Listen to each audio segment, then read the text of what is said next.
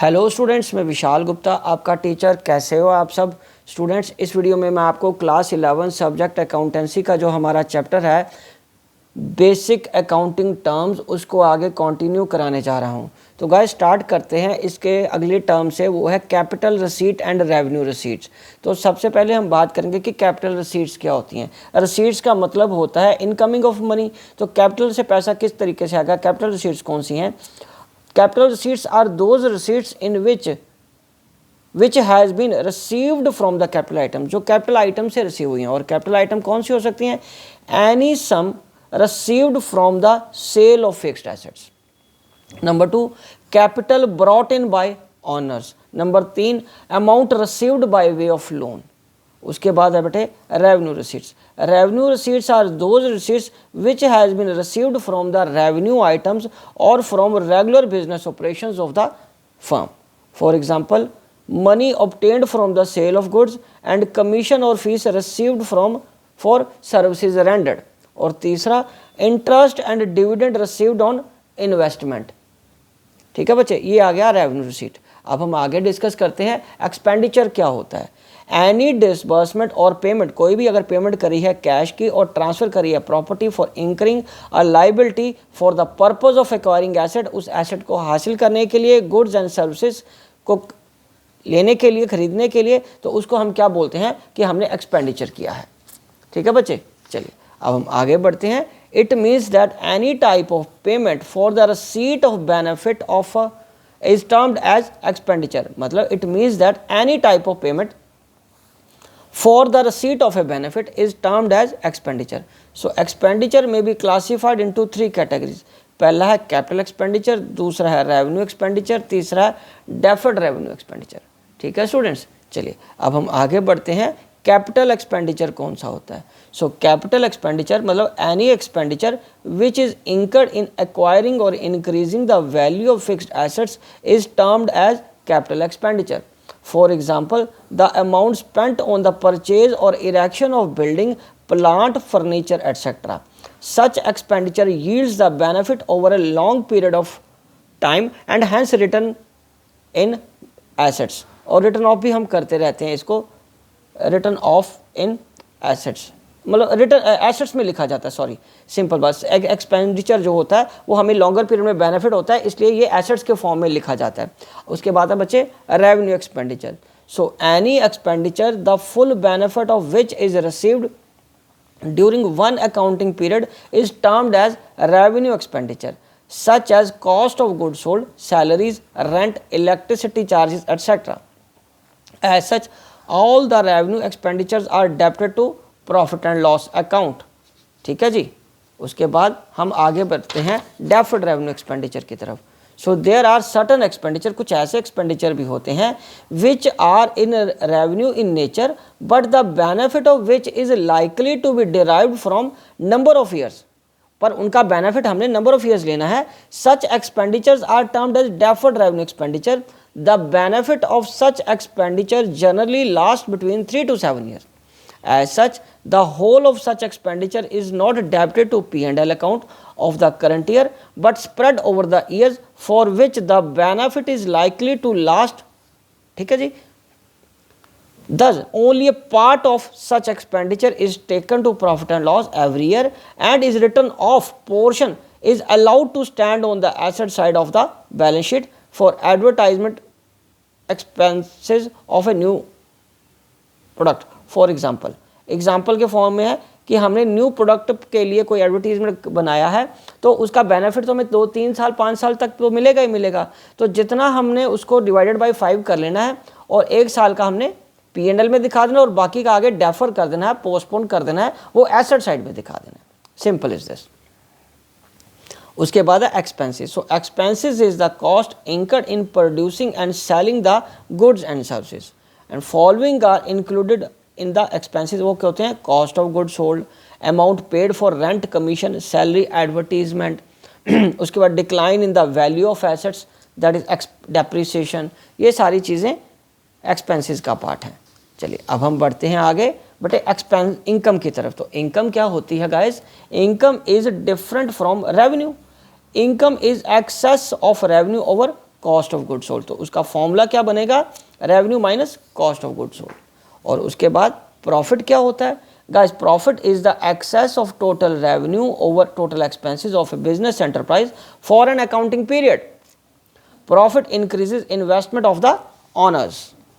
और उसके बाद gain, it is the monetary benefit, profit और एडवांटेज रिजल्टिंग फ्रॉम इवेंट्स और transactions which are incidental to the business such as sale of fixed assets, winning a court case or appreciation in the value of the asset।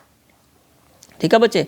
और उसके बाद है loss, it mean expenses are more than revenues. इसका मतलब कि आपके expenses revenue से ज़्यादा हैं।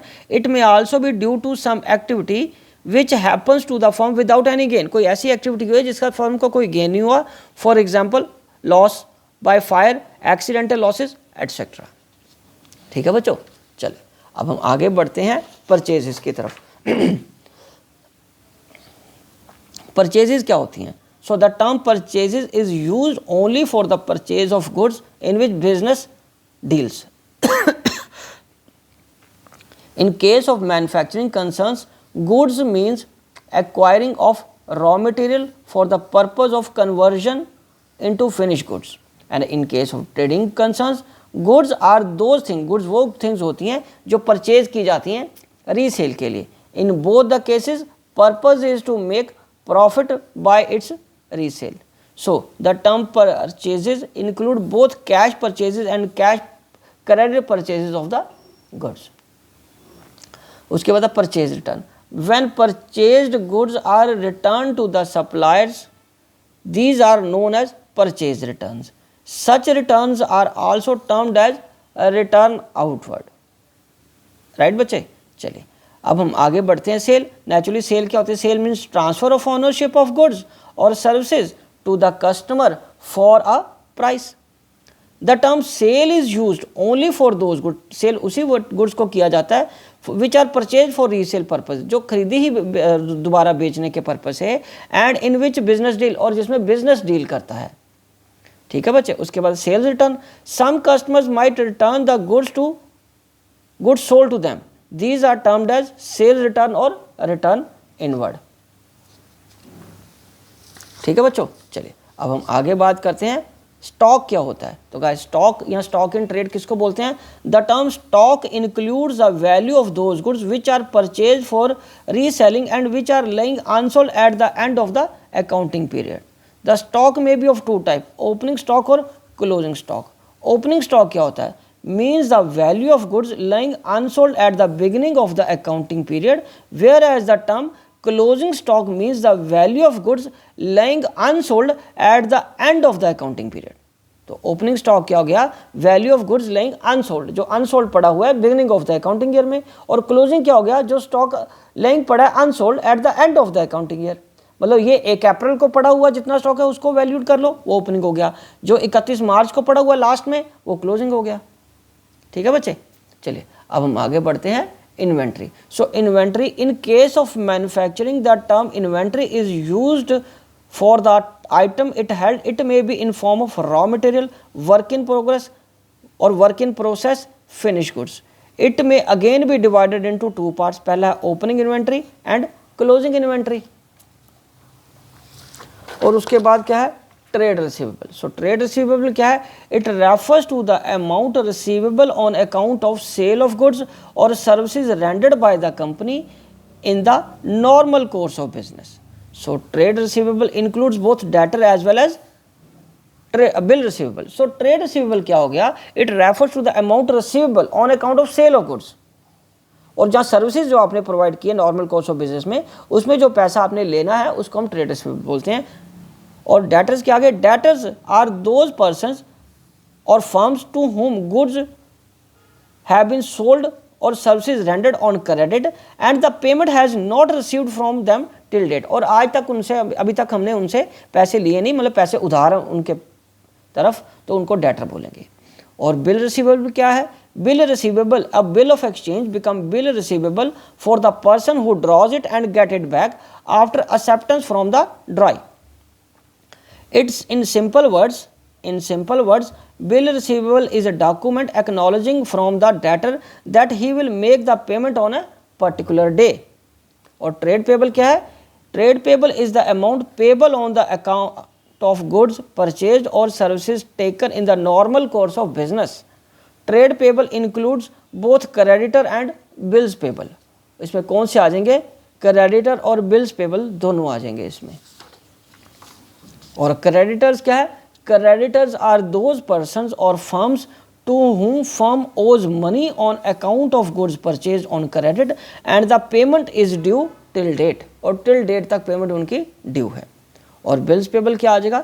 Bills payable is an acknowledgement by the firm towards its creditor that it will make payment to a certain date for the amount due। मतलब हमने अगर अपने किसी क्रेडिटर को प्रॉमिस करके ले एक्नॉलेज करके दिया कि हम आपके पैसे दे देंगे, उस डॉक्यूमेंट को हम क्या बोलते हैं? Bills payable. क्रेडिटर तो सिंपली होगा ना, सामान उधार हमने खरीदा हुआ और उसके पैसे देने हैं, राइट हो। चलिए अब हम आगे बढ़ते हैं। बेटा गुड्स क्या होते हैं? Goods include all those things which are purchase for resale और which are use for producing the finish goods which are also meant to be sold और in which business deal। Goods वो item होती है जो हमने खरीदी है दोबारा बेचने के लिए, जिसमें हमारा बिजनेस डील करता है। और कॉस्ट क्या है?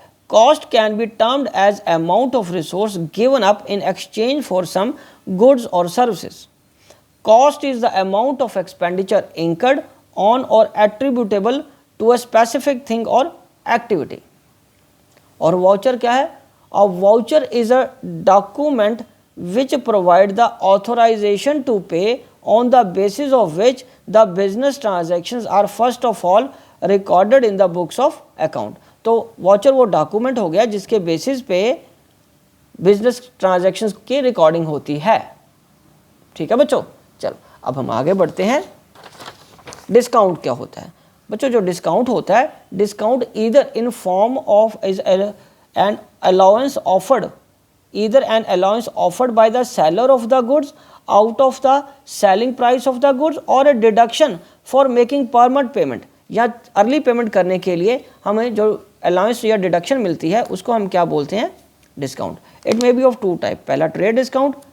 ट्रेड डिस्काउंट क्या होता है? When discount is allowed by a seller to its customer at a fix percentage on the list और कैटलॉग प्राइस और the bulk purchase of goods, it is called trade discount.